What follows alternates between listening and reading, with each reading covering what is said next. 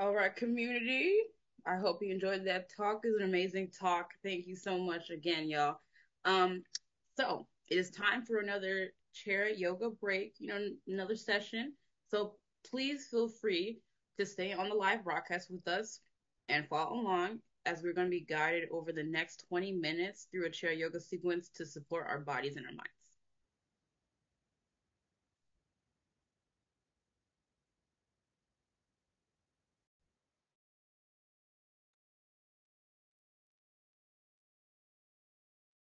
Hi, welcome to Chair Yoga at the Ramp Your Voice Conference. My name is Subini Anamma, and I'm so honored to share this space with you all. We're going to begin by sitting in your chair. You can have your back against the backrest, you can be slightly forward, or you can be closer to the edge, whatever feels right to your body. Whichever position you choose, roll your shoulders up, back, and down. Beautiful. Just start to attend to your breath. You don't have to control it or do anything with it yet. And while you're doing that, you can begin to notice your gaze, and you can even begin to allow it to go blurry, or if it feels safe to you, close down your eyes. Well, I begin by reading and opening.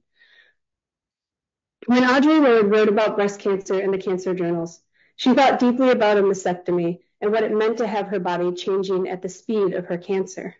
She said, each woman responds to the crisis that breast cancer brings to her life out of a whole pattern, which is the design of who she is and how her life has been lived.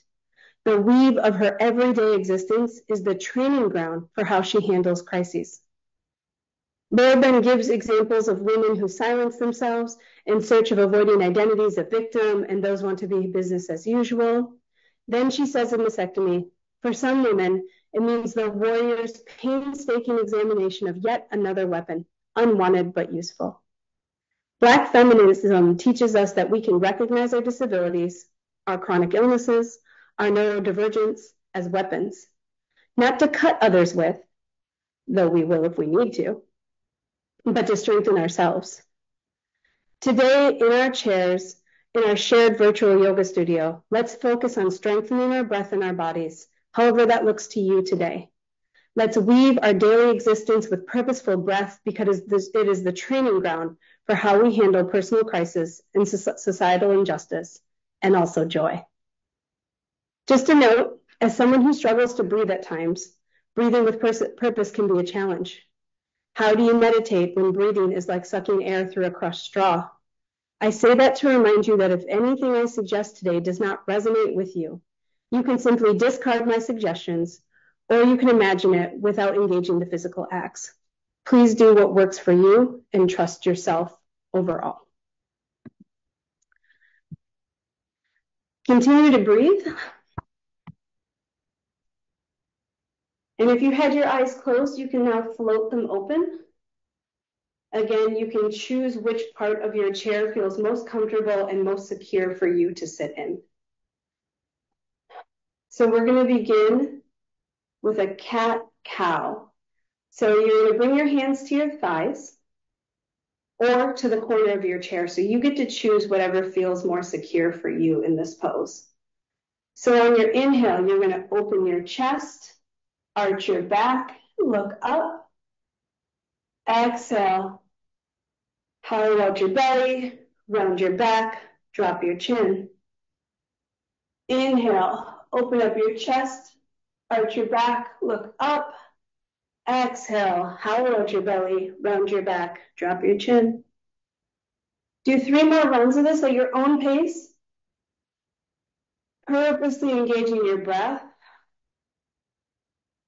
You can think about making your breath audible, oceanic.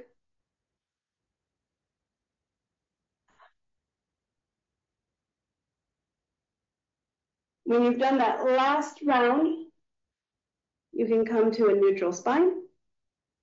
We'll take 1 cleansing breath here. Inhale, arms up overhead. Exhale, hands together and at heart center. Release your hands. You can shake it out if you'd like. Now we're going to move into body rolls. Again, bring your hands to the corner of your chair for this one. Might be easier to hold on, but again, you can use your thighs. So I'm going to do this way. And on your inhale, you're going to open your chest and move forward. And on your exhale, you're going to round your belly. Again, hollow out. Inhale, chest open, expand. Exhale, round your back, hollow out your belly. Do 3 more rounds of that, being purposeful with your breath. Again, think audible and oceanic.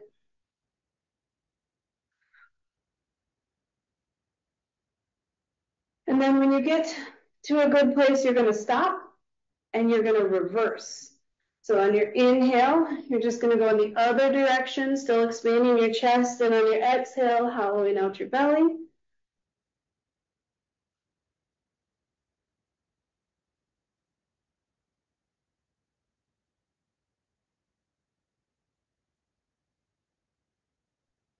Once you've done about 5 in the opposite direction, come back to center. Again, let's take one more cleansing breath. So inhale, arms up. Exhale, hands to heart center. Release your hands. All right. Next, we're going to do a short flow, where on our inhale, we raise our arms up. We're going to drop our fingertips towards the earth and continue to breathe. Just feel what that feels like, dropping your fingertips towards the earth. On your inhale, you're going to open your chest up. And exhale, bring it back. Bring your hands back together. Inhale, open your chest. Again, just as wide as feels good to you. So you can stop anywhere that feels right to your body with your hands. And on your exhale, release. Inhale. Exhale. This time, you're going to pause here. Now you're going to flip your hands to the sky, with fingertips pointing towards the sky, palms out. Do the same movement, but with your fingers pointing in a different direction. Can you already feel how different that feels in your hands? I can. Inhale, arms out. Exhale, hands together. Inhale, open up, expand. Exhale, close. Feel that engagement in your shoulder blades. Inhale, arms open. Exhale, hands closed. Beautiful job. Release, shake it out. All right, we're going to move into a crescent pose. So you're going to take your right hand to the corner of your chair. So again, this is where you definitely want the corner of your chair versus your thigh. It'll just give you more stability. Inhale, arm comes up, left arm comes up. Exhale, crescent to the right. You can keep your steady arm straight here, or you can begin to bend it, whatever gives you the most comfortable arch. The most important thing is if you start to feel one of your hips coming off the chair, your left hip, go ahead and push it back down. Think about firmly securing it to the chair.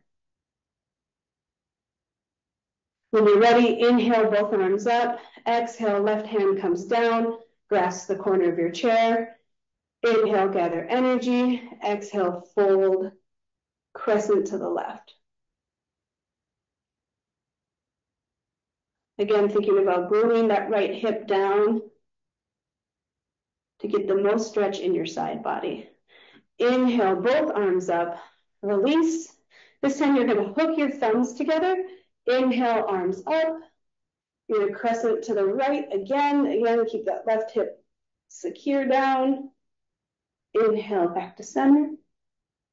Exhale, crescent to the left. Beautiful job. Inhale, come back to center and release. Lovely work. Now we're going to move into another small flow. So on your inhale, arms come to a V. And on your exhale, you have 2 choices. So just watch me for a moment. You can either arms to a trident, where both your elbows are at a 90 degrees, or you can arms to a cactus, where your elbows drop down and your chest opens and look up. So you choose as we go into this flow. Inhale, arms up at a V. Exhale, trident or cactus, look up. Feel your chest expand. Inhale, arms open to a V. Exhale, chest expands. Do that 3 more times at your own pace. Notice your breath. By controlling it purposefully, what does it allow you to do?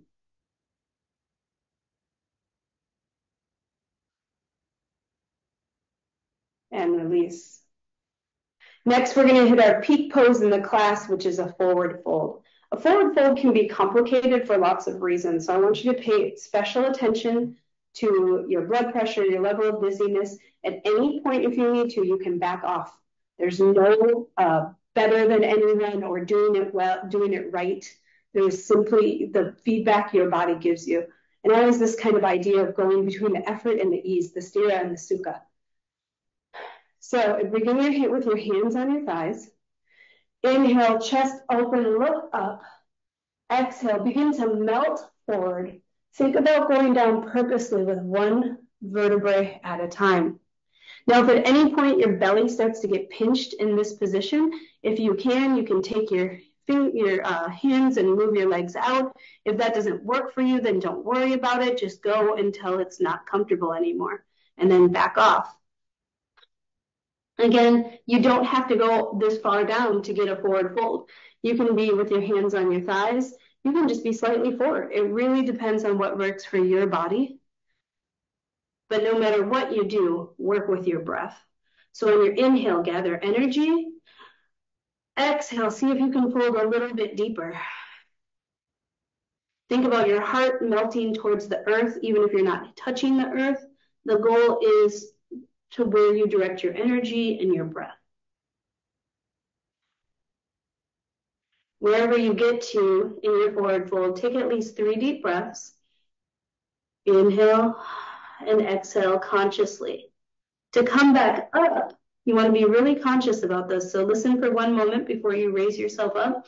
Take your hands to your chair, then tuck your elbows in. You don't want them out here, you want them tucked in, and the reason why is because it will protect your shoulders. And then in your inhale, push yourself up. Use your breath. Beautiful. And then exhale, release your hands. We're going to do our Virabhadrasana B, or our Warrior Two pose.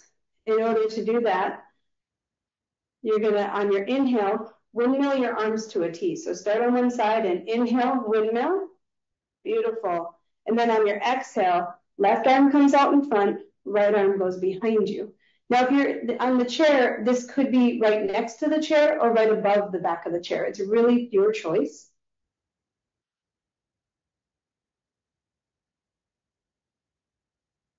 No matter where you are in this, I want you to just take deep breaths. We're going to pause here for a minute. It's important that Audre Lorde reminded us that we are warriors and we are in our warrior pose. So while you're here, you can look over your middle finger. If you'd like, you can begin to let your eyes go blurry, and if it feels safe to you, you can close down your eyes. No matter what, I'm going to read something to you while you're in this pose.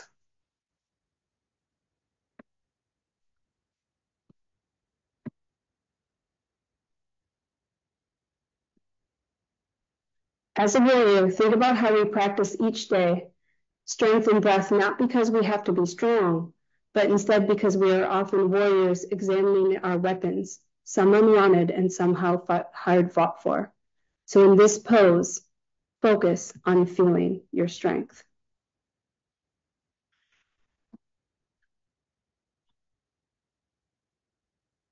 Let's release our hands on our exhale, shake it out. We're going to do the same thing on the other side. So this time you're going from the opposite side. I don't remember which side I just went from. On your next inhale, windmill your arms up to that T. And on your exhale, right hand comes in front of you, left hand goes behind you. And begin to breathe. Again, feel the difference. So maybe on the other side, your left hand was on top of the chair, but this time it needs to be right next to the chair. It's okay if you're not exactly doing the same thing on both sides. Continue to breathe.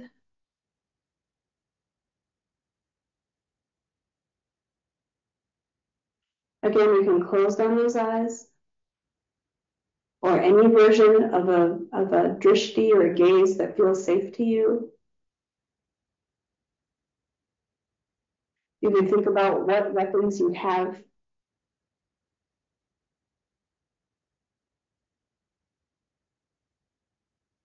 And remember that some of your greatest weapons are your breath, your purposeful breath, and the strength that you build by attending to your breath and your movement every day. If you have your eyes closed, slowly float them open, and then release your hands. Shake it out if you'd like to. The next thing we're going to do is a twist. So on your next inhale, raise your arms up. On your exhale, your left hand is going to drop to your right knee. Again, if this is too much and you want to go to your right thigh or around your belly, that's great. Do what feels right to your body. And on your exhale, you're going to twist to the right. You can either, again, grab the outside of your chair, if that is enough twist for you, or you can get on the back of your chair to give you a deeper twist.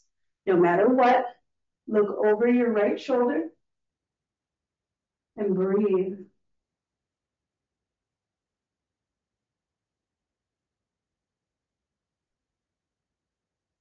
On your next inhale, come back to center. And on your exhale, switch hands. So right hand goes to right knee or wherever, again, you'd like to place it on your body. Left hand goes behind the chair, and on your exhale, begin to twist.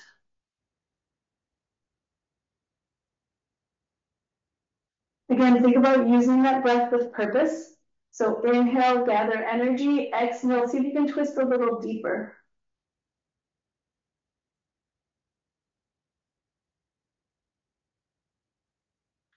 Inhale, come back to center. We're going to do one more round of that. So exhale, twist to the left. Again, left hand right to wherever you want it to land.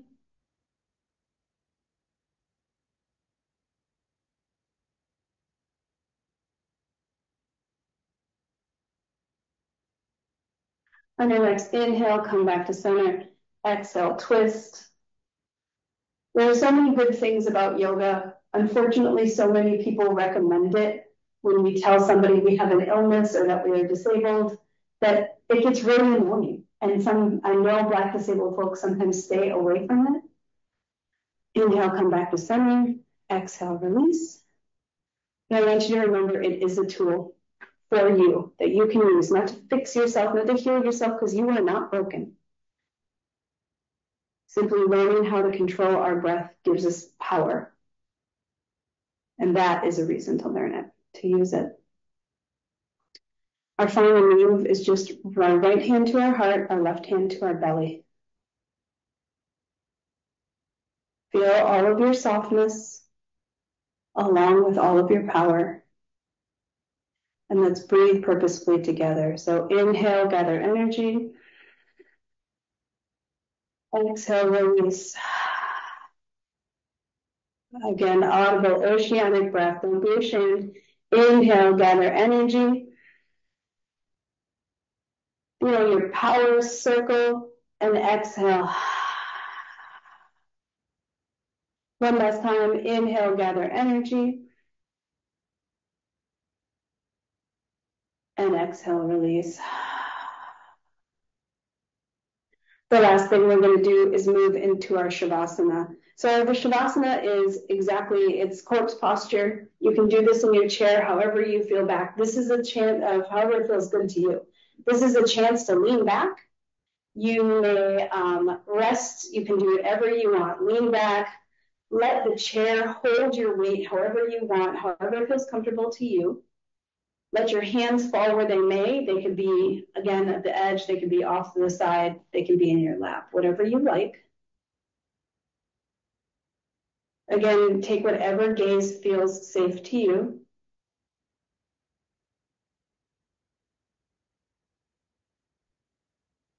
And breathe. Again, I want you to feel the power that you have created from your practice.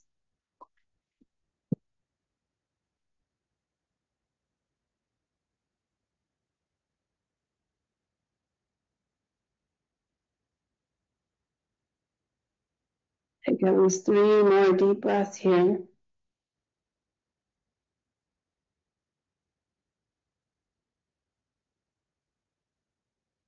If you are enjoying this Shavasana, this corpse posture, and you do not want to move, then do not. Stay exactly where you are. Or you can begin to sit up one more time. Again, whatever is comfortable for you. And wherever you are in that seated position, think about rolling your shoulders up, back, and down. Your eyes can remain closed or wherever you're in that feels safe to you, whatever gaze feels safe to you. Because I'm going to read one closing also from Audre Lorde. She also wrote in the Cancer Journals, I have found that battling despair does not mean closing my eyes to the enormity of the tasks of effecting change, nor ignoring the strength and the barbarity of the forces aligned against us. It means teaching, surviving, and fighting with the most important resource I have, myself, and taking joy in that battle. It means for me recognizing the enemy outside and the enemy within, and knowing that my work is a part of a continuum of women's work, of reclaiming this earth and our power, and knowing that this work did not begin with my birth, nor will it end with my death. And it means knowing that within this continuum, my life and my love and my work has particular power and meaning relative to others. What I want you to know is that we are Black disabled women warriors. And that description is not about being anyone's inspiration or hero. It's about fighting for ourselves and for the world because we deserve justice, joy, and rest. Let us fight for ourselves, which gives us the power to fight across borders for Palestine, Sudan, Haiti, the Congo, which gives us the strength to fight for Black folks and for Black disabled folks, which gives us the love to fight for ourselves. I want to thank my good sis, Valissa, for inviting me to share this space, to all the speakers, and all the behind-the-scene organizers who made this powerful conference happen. And thanks most to you, Black disabled folks, for existing.